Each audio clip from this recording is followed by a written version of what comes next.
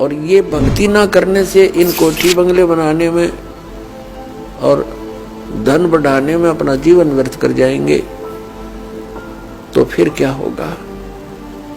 नर से तू पशुआ कीजिए, नर से फिर तू पशु बनेगा।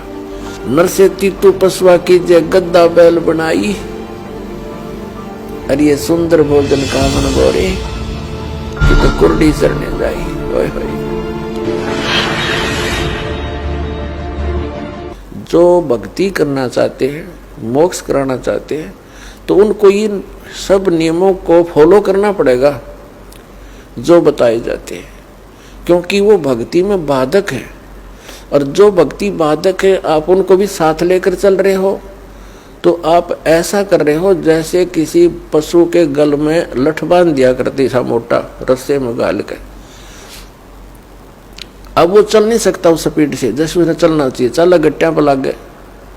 तो आप जी इन मर्यादाओं को पालन ना करके और भक्ति रूपी मार्ग पर चलने की चेष्टा करोगे, आप नहीं सफल हो सकते। तो इसलिए हमने ज्ञान के आधार से इन बुराइयों को, इन कुरीतियों को और सांसारिक परंपराओं को भी त्यागना पड़ेगा, तब हम इसमें सफल होंगे। फिर अपनी बड़ी स्पीड से चलेंगे। जैसे मकान बना लिया, ठीक है, आजकल परमात्मा ने दया कर रखी है, बढ़िया सुविधा आपको प्राप्त है, मकान बना लो, जैसा आवश्यक हो उतना ही, केवल उसी के लिए कि बढ़िया कोठी बनाऊं, लोगों का प्रशंसक बन जाऊं, ये हमारी अपनी सोच होती है, अध्यात्म मार्ग नहीं है। तो मकान बनाओ जितना आवश्यक हो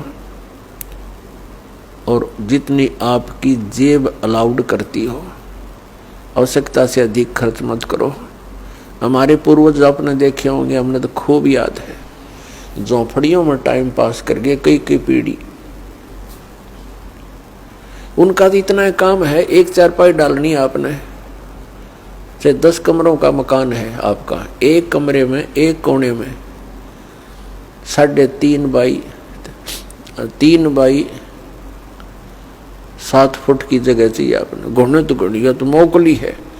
कबीर साहब तक कहते हैं घर तो 3.5 हाथ और गढ़ा तो 4.25 है। कहे कबीर अधिका बना अधिका कहे, उसको नहीं विचार। ये मनुष्य की जो शरीर है 3.5 हाथ का होता है। परमात्मा कहते हैं आपने घर 3.5 हाथ की आवश्यकता है, घना बनाओ तो 4.25, अरे से फालतू बनावा है तो मूर्खता है तेरी। फिर भी परमात्मा का कहने का तात्पर्य है कि आवश्यकता से अधिक कोई भी वस्तु आप संग्रह करते हो, आपकी भक्ति का बाधक बनेगा, क्योंकि समय वेस्ट व्यर्थ जाएगा। कोठी बना ली, 1-2 लाख अपने पास से लगा लिए, 3 लाख कर्जा कर लिया। अब जब तो कर्जा ले लिया, ऋण ले लिया, पता नहीं चला, 1 महीने के बाद मांगने वाला आने लग जाएंगे, चैन गई, रात न नींद आवा नहीं, और भक्ति का भी नाश। वह कोठी के काम आई आपके। तो इस प्रकार हमने भक्ति मार्ग में जो बाधाएं हैं उनको त्यागना पड़ेगा।